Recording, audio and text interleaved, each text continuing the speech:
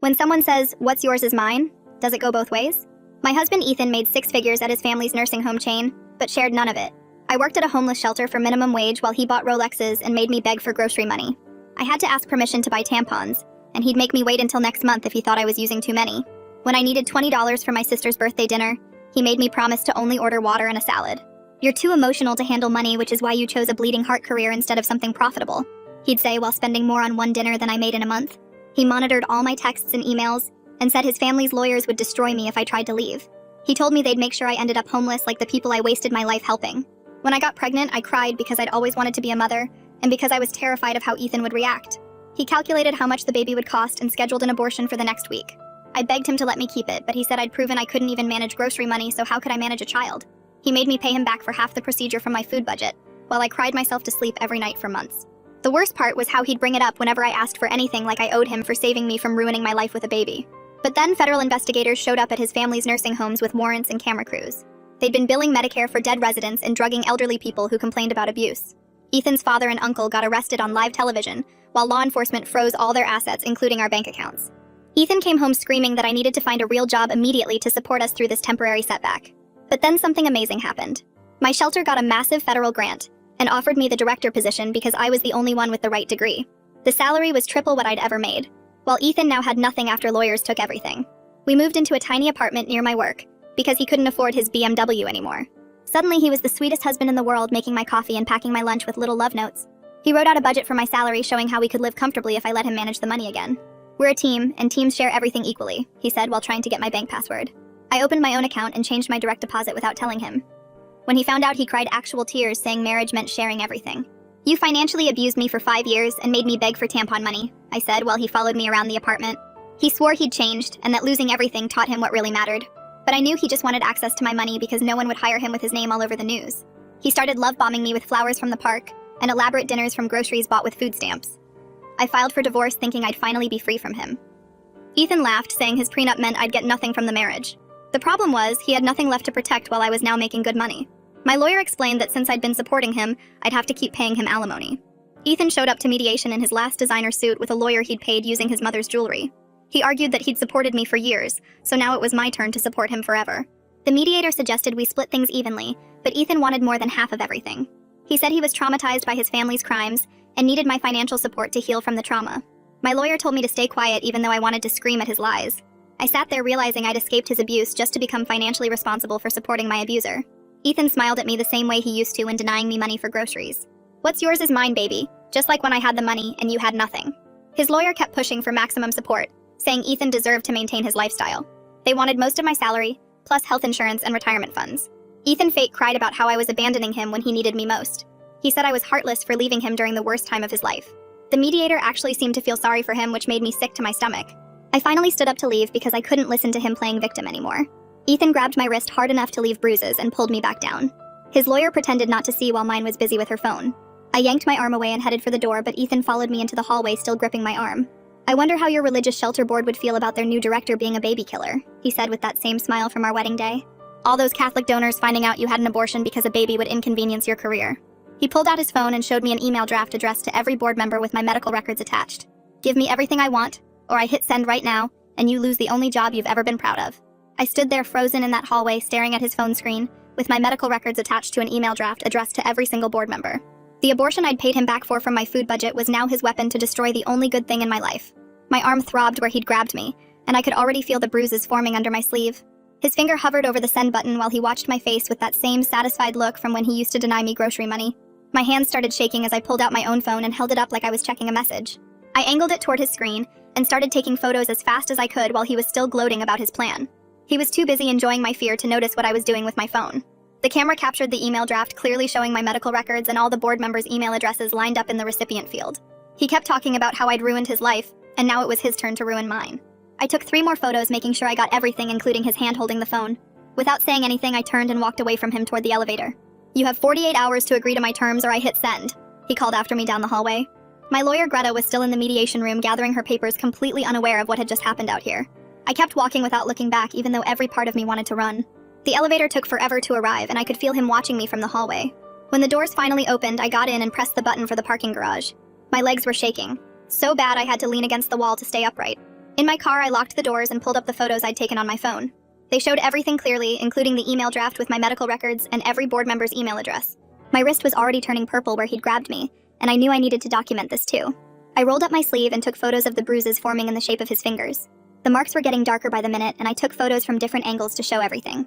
I started my car and drove straight to the urgent care clinic near the courthouse. At the desk, I told them my ex-husband had hurt me during a legal meeting. The nurse brought me back immediately and asked me to show her what happened.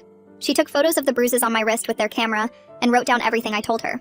She gave me paperwork that documented the injury as assault-related and said I could use it for legal purposes. Another nurse came in and examined my wrist to make sure nothing was broken. They gave me an ice pack and told me to follow up if the pain got worse. From the urgent care parking lot, I called Greta and told her everything about the blackmail threat and the assault. She went quiet for a moment and I could hear her breathing on the other end. "We need to file for a restraining order immediately and document the extortion attempt," she said. I sent her the photos I'd taken of his phone screen and the bruises on my wrist. She told me to forward the urgent care paperwork too, and she'd start preparing the filing right away. Greta explained that blackmail is technically a crime, but prosecution is rare and slow. She said with medical records, he could claim he got them during our marriage, which made things complicated. Our immediate priority was protecting my job and safety while we built a stronger case. She told me to save everything, including any texts or voicemails he might send. That night, I couldn't sleep and kept checking my email every few minutes to see if he'd sent anything to the board yet. Every notification on my phone made my heart race, thinking it might be someone from work asking about the email. I realized I needed help beyond just legal advice because I didn't know how to handle this kind of threat. I searched online for domestic violence resources and found websites with safety planning guides. The information talked about how leaving is often when abusers get most dangerous. I read story after story from women who'd been through similar situations with their ex-husbands. Some had lost their jobs, and others had fought back and won, but it took years. The next morning, I called a domestic violence hotline and explained my situation to the counselor who answered. She walked me through creating a safety plan, including changing my routines and documenting everything. She said Ethan's escalation from financial abuse to physical assault and blackmail was a common pattern. The counselor explained that I needed to take his threats seriously because abusers often follow through when they feel they're losing control. She asked if I had somewhere safe to stay and people who could support me. I told her about my sister, but explained I didn't want to put her in danger. The counselor said she was connecting me with someone local who could help me navigate the legal system. She gave me the name Nora Schaffer, who specialized in helping abuse survivors deal with complicated situations like mine. Nora agreed to meet me that afternoon at a coffee shop near the shelter where I worked. She showed up 10 minutes early with a yellow legal pad and a folder full of forms that she spread across the small table between our coffees. Nora pulled out a pen and started writing the date at the top of the page, while asking me to start from the beginning with the first time Ethan controlled money in our relationship. I told her about the tampon money, and she wrote down every detail, including dates and amounts, while shaking her head. She asked about grocery money, and I explained how I had to show receipts and return change after every shopping trip. Her pen moved fast across the paper as I described the $20 limit for my sister's birthday dinner, and how he made me promise to only order water. She flipped to a new page when I got to the pregnancy and abortion, writing down how much I had to pay him back from my food budget. I showed her the photos from my phone of his email draft with my medical records, and she took pictures of them with her own phone for backup. She measured the bruises on my wrist with a small ruler from her bag and wrote down the exact size and color. We went through every text message he'd sent since I filed for divorce, and she helped me organize them by date in a special app that saves everything with timestamps. She explained that judges need to see patterns of behavior, not just single incidents, so documentation was everything. After 2 hours, we had 15 pages of notes covering 5 years of financial abuse, plus the recent physical assault and blackmail. She gave me a small notebook to carry everywhere and write down anything new that happened with dates and times. That night, I couldn't stop thinking about everything we'd documented and realized I needed to protect my job before Ethan followed through on his threat. The next morning, I called Sharon McLean's assistant and asked for an urgent meeting about a sensitive personal matter. My voice shook when I explained it was about something that could affect the shelter's reputation. Sharon's assistant scheduled me for that afternoon, and I spent the morning practicing what I would say. I printed out the photos of Ethan's blackmail threat and put them in a folder along with the restraining order paperwork Greta was preparing. Walking into Sharon's office felt like walking to my own execution because I didn't know how she would react. Sharon closed the door and sat across from me at her small conference table instead of behind her desk. I started crying before I could even speak, and she handed me a tissue box while waiting patiently. I explained that my ex-husband was threatening to send my private medical information to the board to destroy my career. She asked what kind of medical information, and I told her about the abortion from years ago, when Ethan controlled everything. Sharon took notes while I explained the financial abuse and how he was now demanding alimony while also blackmailing me. She looked at the photos of his email draft and asked if I felt safe. I told her about the restraining order Greta was filing and the bruises on my wrist from the mediation meeting. Sharon said she would personally handle any communication from Ethan that came to board members and asked me to forward everything immediately. She reminded me that many women have had abortions and that my personal medical history had nothing to do with my ability to run the shelter. She said the board hired me for my skills and dedication, not my personal life, and that she would make sure the other members understood that. I left her office feeling lighter but still worried about what Ethan might do next. Back at my desk, I found Kurt Wu from IT waiting with his laptop and a concerned look on his face. He said Sharon had called him and asked him to help me secure all my digital accounts immediately. We spent 3 hours going through every email account, social media profile, and online service I'd ever used. Kurt found 7 attempted logins to my work email from an IP address that matched our old apartment building. He showed me how someone had tried to reset my password 12 times in the past week. We changed every password to random combinations of letters and numbers that Kurt wrote down in a special encrypted file. He set up 2-factor authentication on everything, so I'd get a text message anytime someone tried to log in. Kurt discovered that Ethan had installed tracking software on my personal laptop months ago that was sending him copies of everything I typed. We wiped the laptop completely and started fresh with new security software that Kurt said would block any attempts to spy on me. He gave me a special USB drive that would automatically check any computer I used for tracking software. Meanwhile, Greta was at the courthouse filing for a temporary restraining order with all the evidence we'd collected. She called to say the judge wanted to see us tomorrow for an emergency hearing based on the physical assault and blackmail threats. That evening, Ethan started sending texts that switched between saying he loved me and wanted to work things out to calling me selfish for destroying his life.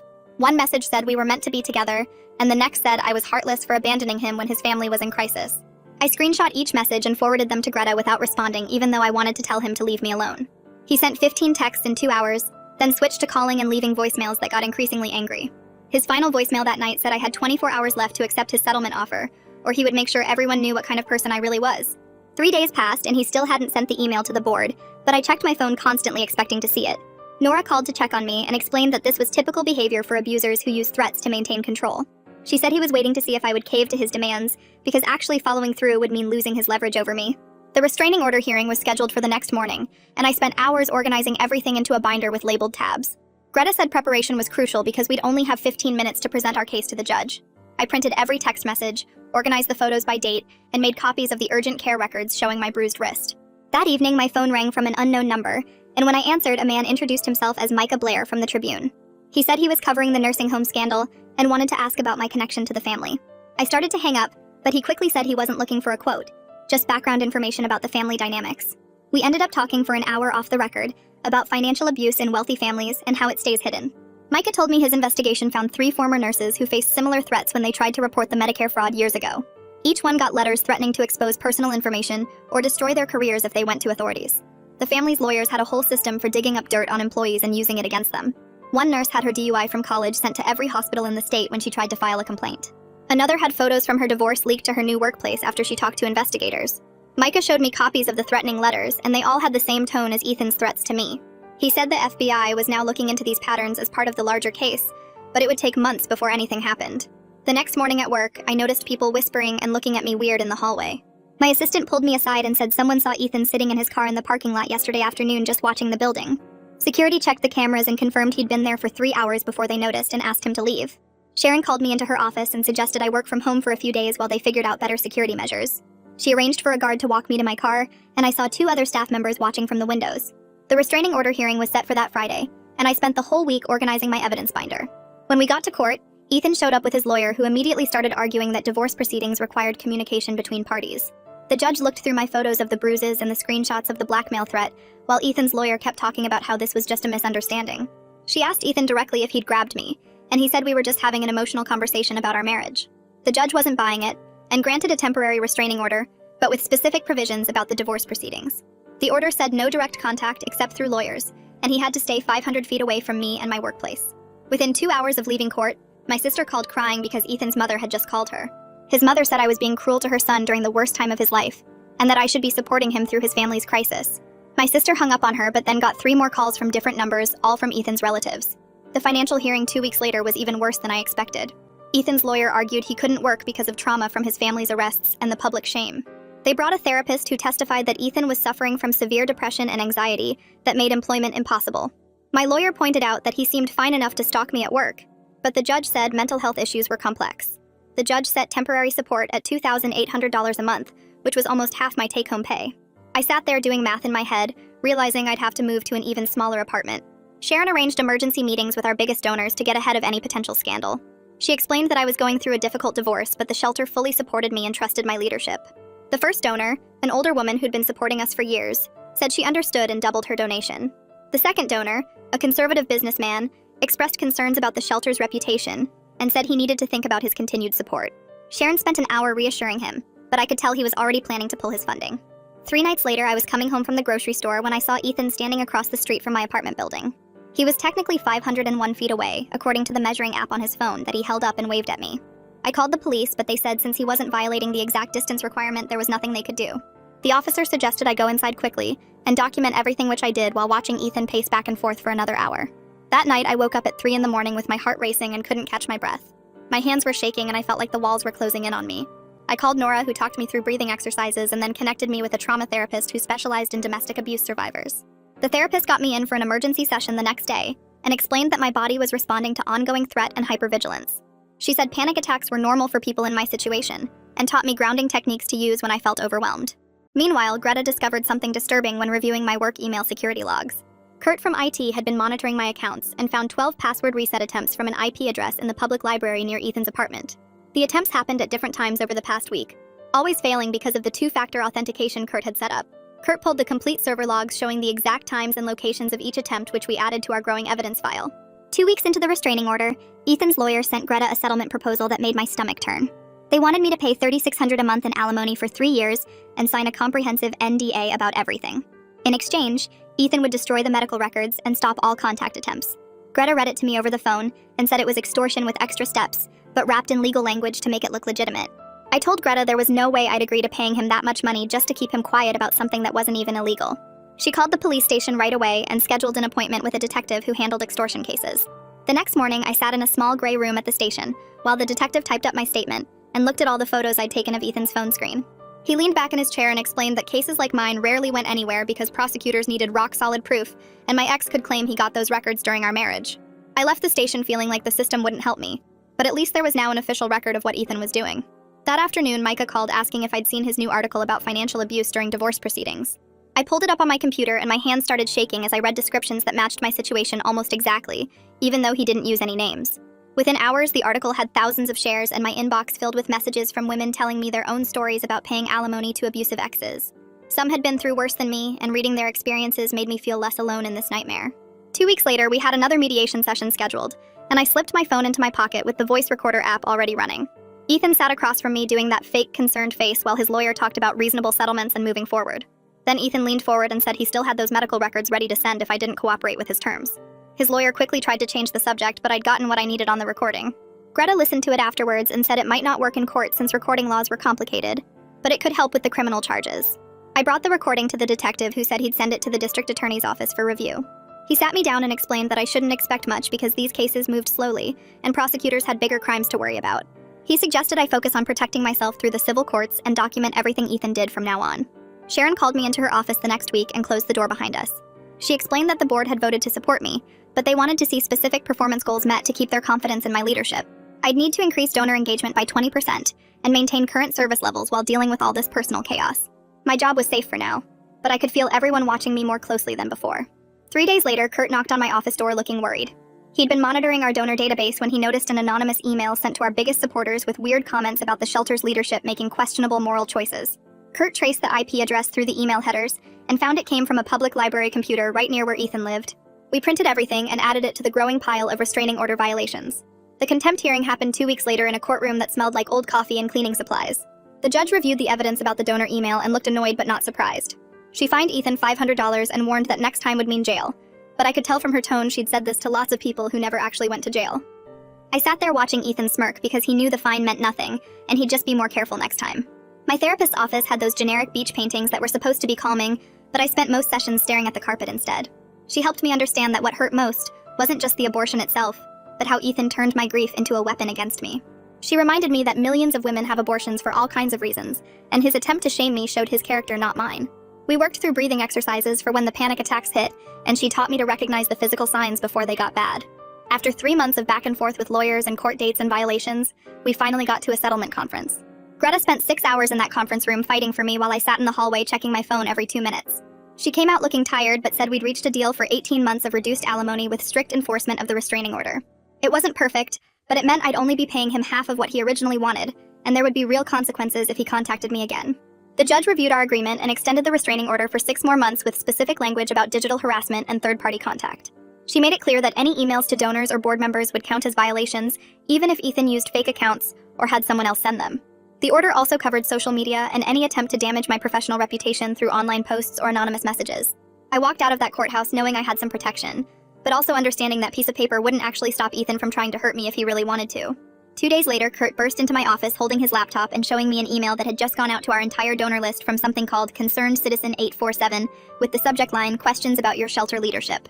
The email didn't mention the abortion directly, but said the shelter director had serious moral failings and a troubled personal history that donors deserve to know about, with links to articles about Ethan's family crimes and hints that I was somehow involved. Kurt traced the IP address to the public library 3 blocks from Ethan's apartment, and we printed everything while Sharon started calling major donors to do damage control. She spent hours on the phone explaining that a disgruntled ex was trying to harm the shelter to hurt me. But by the end of the day, our biggest donor, a Catholic charity that gave us $40,000 a year, pulled their funding saying they couldn't risk being associated with controversy. The next morning, I stood in front of our entire staff in the conference room with my hands shaking behind the podium. I told them someone from my personal life was trying to damage the shelter because of a difficult divorce I was going through, and that I understood if anyone had concerns about my ability to lead during this time. The room stayed quiet for a moment before our oldest caseworker stood up and said she'd been through her own messy divorce and knew how men could weaponize anything to maintain control. One by one, other staff members shared their own stories or just nodded in support, and our maintenance guy said anyone who messed with our director messed with all of them. 2 weeks later, we were back in court for another contempt hearing after I documented the donor email as a restraining order violation. The judge looked tired as she reviewed the evidence, fined Ethan another $1,000 he didn't have, and ordered 40 hours of community service at a soup kitchen, which felt like a joke since he'd spend that time probably planning his next attack. Walking out of the courthouse, I finally understood that the legal system wasn't going to save me, and I needed to start protecting myself in other ways. I spent the next weekend looking at apartments and buildings with doormen and security cameras, eventually finding a place that cost $300 more a month, but had a front desk staffed 24 hours and required keycards for the elevator. The doorman was a retired cop named Frank, who took one look at my restraining order paperwork and promised to memorize Ethan's photo and call police if he ever showed up. Moving my stuff took 2 trips in a rental van with Sharon and Nora helping, and we changed my address with the post office using their confidential victim program, so Ethan couldn't track where I lived.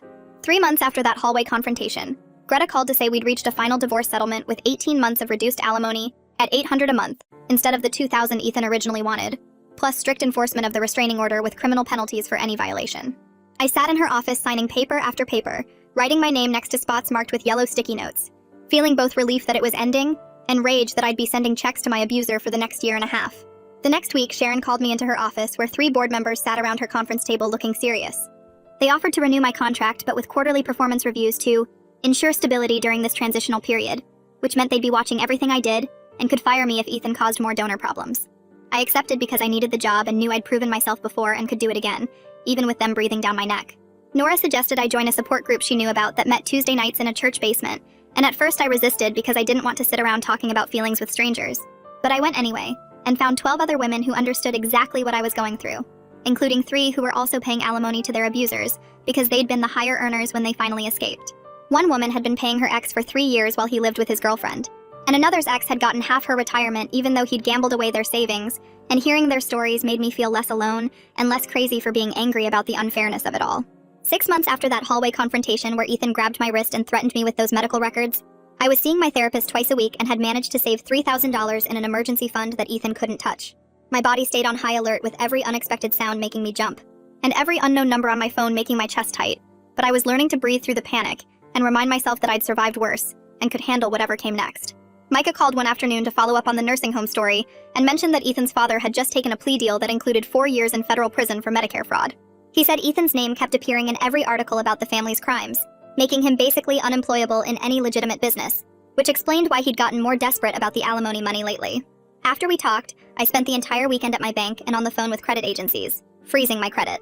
So no one could open accounts in my name, closing every joint account we'd ever had, including old store cards I'd forgotten about, and setting up a whole new financial system with different banks and passwords Ethan had never known. I created spreadsheets tracking every penny coming in and going out, set up automatic transfers to savings the day after each paycheck hit, and for the first time since I was 22 years old, had complete control over my own money without anyone monitoring or questioning or making me beg for basic necessities. The first alimony check felt like writing a ransom payment to my own kidnapper, but I taped a countdown calendar to my fridge with 18 red X marks to cross off.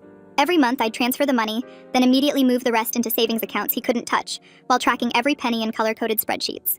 I bought a cheap notebook and started writing down everything that happened during our marriage, including dates and details I'd forgotten.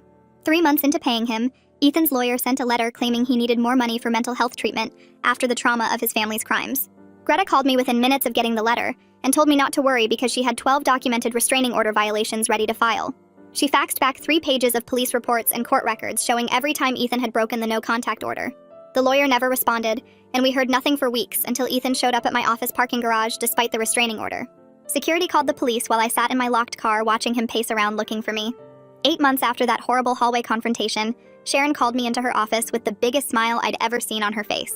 The board had voted to promote me to regional director overseeing our 3 city shelters with a 40% raise. I signed the paperwork with shaking hands, then went to the bathroom and cried happy tears for 10 minutes. The new job meant traveling between shelters and managing triple the staff, but I threw myself into the work. My therapist's office became my second home as we worked through panic attacks that hit at random times. Nora introduced me to a friend of hers who ran self-defense classes, and I started going twice a week. Learning to throw a punch made me feel stronger, even though my hands shook for hours after each class. A year after everything started, I met someone at a charity fundraiser who made me laugh for the first time in months. He asked about my work and actually listened when I talked about the shelters and our programs. When I mentioned needing separate bank accounts on our 3rd date, he just nodded and said that made sense. He never pushed for details about my past, or questioned why certain topics made me go quiet. My sister started coming over every Sunday for dinner, and we'd cook together while she told me work stories. One night, she grabbed my hand and said she was proud of how I'd handled everything with Ethan.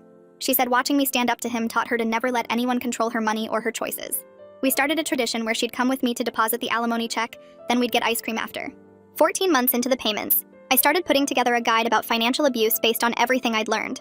Nora helped me organize it into sections about recognizing warning signs and creating escape plans with resource lists. We printed 500 copies and distributed them through domestic violence networks and women's shelters across 3 states. The countdown calendar got shorter, and I started planning what I'd do when the payments finally ended. Month 17 arrived with another letter from Ethan's lawyer asking for an extension, but Greta shut it down immediately. She filed a motion showing his continued harassment, and the judge denied his request without even scheduling a hearing. The final payment came on a Tuesday morning, and I wrote the check while my sister filmed me dropping it in the mail. That afternoon, I wrote another check for the exact same amount to the domestic violence shelter downtown. The donation receipt went into a frame that I hung next to my diploma in my new corner office. 2 years from that hallway where Ethan grabbed my wrist and threatened to destroy my career, everything had changed completely. I was running 3 shelters with a staff of 42 people and a budget I never could have imagined. My boyfriend understood why I flinched at sudden movements and never complained when I needed space to breathe. The nightmares still came sometimes, and I'd wake up checking my phone for threatening emails that never arrived. My emergency fund had grown to 6 months of expenses, and I had 3 different bank accounts at 3 different banks. Every financial decision was mine alone, and I never had to ask permission or explain myself to anyone. The scars on my wrist from where Ethan grabbed me had faded to thin white lines barely visible anymore. But the strength I'd found through surviving him grew stronger every single day as I helped other women escape. My guide had been reprinted 4 times, and Nora said women called weekly, saying it had saved their lives. I kept a folder of thank you letters from women who'd used the guide to leave their abusers safely. That's the whole story. Thanks for sticking around through all that. Subscribe if you want more, or not, your choice.